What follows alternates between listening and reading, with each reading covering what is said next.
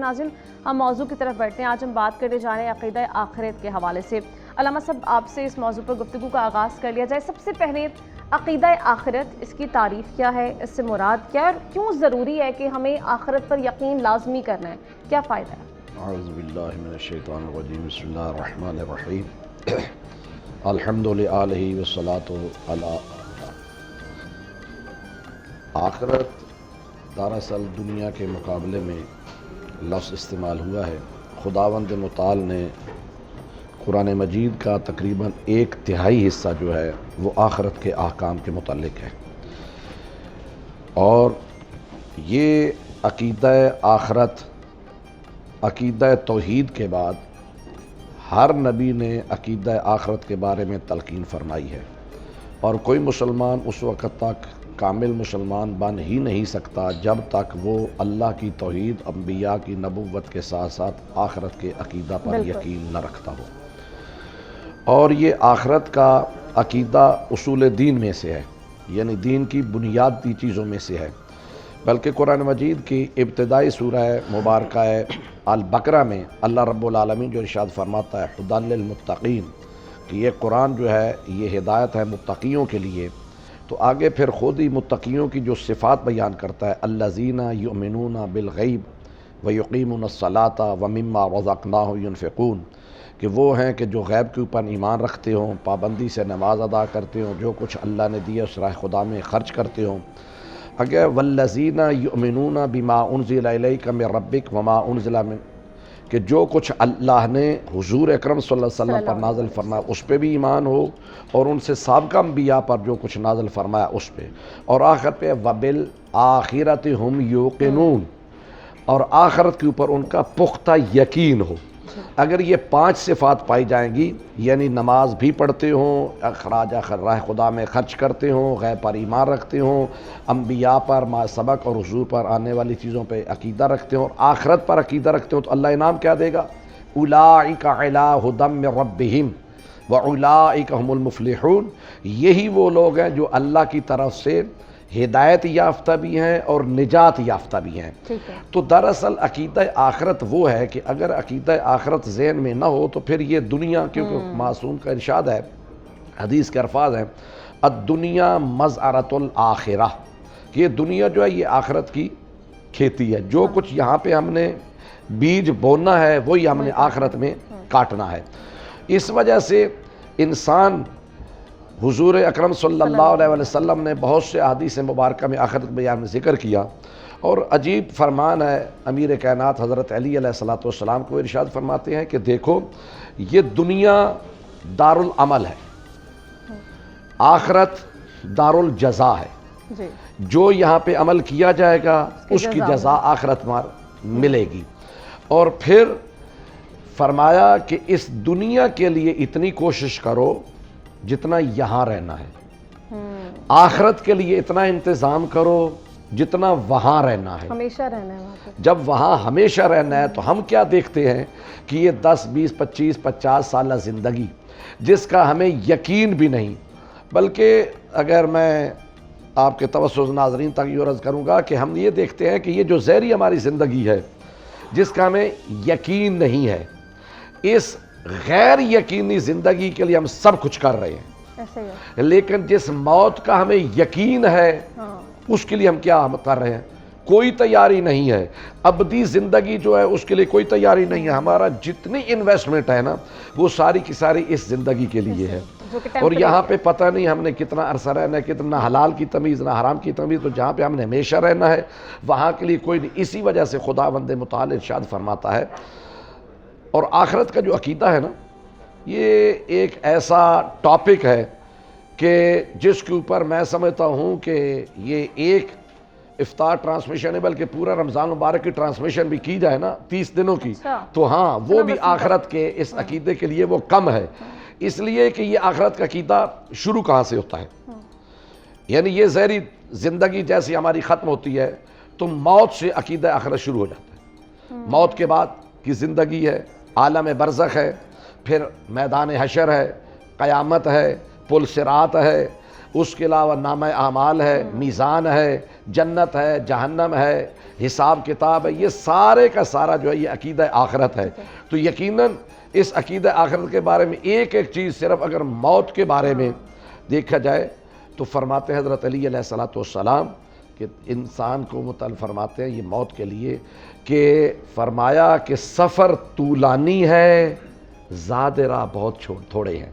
बिल्कुल। अब देखें कि हमने अगर 10-20 दिनों के लिए ज़ियारत पे जाना हो, उम्रे पे जाना हो, हज पे जाना हो, तो हम कितनी तैयारियां करते हैं जी। अगर हमने 2-4 दिन के लिए इस्लामाबाद जाना हो तो हम उसके लिए सामान थोड़ा लेते हैं, जहाँ पे जितना ज़्यादा रहना है उसके लिए इतना तैयारी करते हैं। तो इस वजह से जहाँ हमने जाना है उसके लिए हम क्या तैयारी कर रहे हैं। अगर हमने तैयारी कर ली तो यकीनन आखिरत हमारी कामयाब होगी।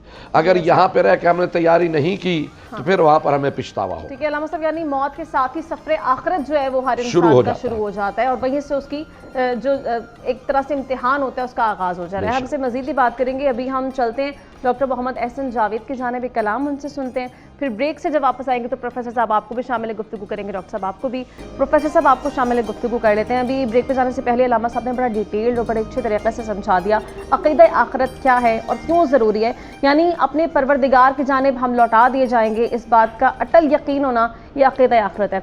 अब इसकी तैयारी के ऊपर आ जाते हैं। हमारे ईमान मुफस्सल, ईमान मुजम्मल में भी ये बताया गया है कि आखिरत का रोज़ जो है वो मुक़र्रर है, वो आने वाला है, लेकिन उसके बाद हमारी तैयारी नहीं है। हम जानते हैं कि हमने क़यामत के रोज़ अल्लाह के रूबरू पेश होना है, लेकिन फिर भी तैयारी नहीं करता, तो इंसान कितनी बड़ी गफलत में इस टाइम है, कितनी बड़ी गुमराही में। ये आपने बड़ा अहम और जो वक्त की ज़रूरत है वो सवाल उठाया है। असल में हमारी ज़िंदगी का जो महवर मरकज़ है वो कुछ इस अंदाज से बन गया है कि अब हम ये कहते हैं कि ए जहान मिठा ते अगला किन्ने डिठा। जी हमारी ज़िंदगी जो है वो इस कदर मशीनी हो गई है कि जो असल मकसद हयात है वो हम भूल रहे हैं। तो तवज्जो दिलाने की ज़रूरत है कि इंसान को हर वक्त हमा वक्त इस काम के लिए तैयार रहना चाहिए कि ये जो आर्जी ज़िंदगी है इसका इख्तिताम किसी भी वक्त हो सकता है। उसके बाद जो ज़िंदगी है वही असल ज़िंदगी है। किसी शायर ने कहा था कि मौत को समझता है गाफिल इख्तिताम ज़िंदगी है, ये शाम ज़िंदगी सुबह दवाम ज़िंदगी। तो इंसान की असल ज़िंदगी वही है और हमने यहाँ रह के तैयारी करनी है। देखिए हमारे यहाँ जब इम्तहानात होते हैं तो हमारे बच्चे क्या करते हैं कि वो मखसूस सवालात निकालते हैं, वो पैटर्न देखते हैं, वो साबका पेपर देखते हैं, फिर अपने इम्तहान की तैयारी करते हैं और इस बेयकीनी के साथ करते हैं कि न जाने कौन सा सवाल पूछा जाएगा। ये जो अल्लाह के यहाँ हमारा इम्तहान होना है रोज़े क़यामत, ये पेपर आउट है। अल्लाह ने हमें बताया हुआ है कि मैंने कौन से सवाल करने हैं, किस हवाले से करने हैं। नमाज के हवाले से पूछना है, मैंने ज़कात के हवाले से पूछना है, जो हुकूक़ व फ़राइज़ होते हैं बैसियत फ़र्द के, उस हवाले से बातचीत होगी। अगर आप किसी जगह निगरान है तो आपसे आपकी निगरानी के हवाले से सवाल होगा। अगर आप किसी बड़े ओहदे पे हैं तो उस ओहदे की जो ज़िम्मेदारियाँ थी उन ज़िम्मेदारियों के हवाले से सवाल होगा। यानी हर चीज़ हमें मालूम है, सिर्फ तवज्जो की ज़रूरत है। और तवज्जो के लिए लाजमी होता है कि हमारा जो मिंबर है, हमारे जो बुज़ुर्ग हैं, जो हमारे उलमाए दीन हैं, वो अपने खुतबात में, वाइज़ में और अपनी तालीमात में लोगों को इस तरफ ले के जाएँ कि ये जो ज़िंदगी है इसका इख्तिताम किसी भी लम्हे हो सकता है। हमारे यहाँ कहते हैं कि दम दा भरोसा, दम आवे या ना आवे, असल ज़िंदगी आगे है। जैसे अल्लामा साहब फरमा रहे थे कि आलम बरज़ख से गुज़र कर हम जब यौम हशर अल्लाह के यहाँ पेश होंगे तो नामाए अमाल हमारा फ़ैसला करेगा कि हमारा जो मुकद्दर है वो जन्नत है कि जहन्नम है। अगर हम ये चाहते हैं कि हम अल्लाह के पसंदीदा बंदों में हो जाएं और हमें वो रिवार्ड मिले जो हमारी ख्वाहिश है, तो हमें इस दुनिया को इस लेबॉर्ट्री के अंदर रह के वो तजर्बात करने हैं जो हमें वहाँ कामयाबी दे सकें। वो तजर्बात क्या हैं कि हर इंसान को बावक्त और एक बाकायदगी के साथ नमाज अदा करनी है, उसने अपने ज़िम्मे जो फ़राइज़ हैं वो अदा करने हैं, اس کے ذمے جو واجبات ہیں وہ ادا کرنے ہیں، اور ہر شخص جس ذمہ داری پہ فائز ہے اس سے اس ذمہ داری کے بارے میں سوال ہوگا۔ بالکل یعنی ایسے یہ سوال ہوگا کہ آپ کو جو جوانی ملی وہ کہاں گزار دی، آپ کو جو مال دیا گیا وہ مال کہاں گزار دیا، آپ کو جو صحت، تندرستی اور خوبصورت جسم دیا گیا یہ آپ نے کہاں استعمال کیا۔ یہ وہ بنیادی سوالات ہیں جن کی تیاری ہم نے یہاں رہ کے کرنی ہے، اور ہر گزرتا لمحہ ہمیں موت کے قریب کر رہا ہے۔ بالکل ایسے غافل تجھے گڑیال دیتا ہے یہ منادی، گردوں نے گڑی عمر کی ایک اور گھٹا دی۔ تو ہم ہر لمحہ موت کے قریب ہو رہے ہوتے ہیں۔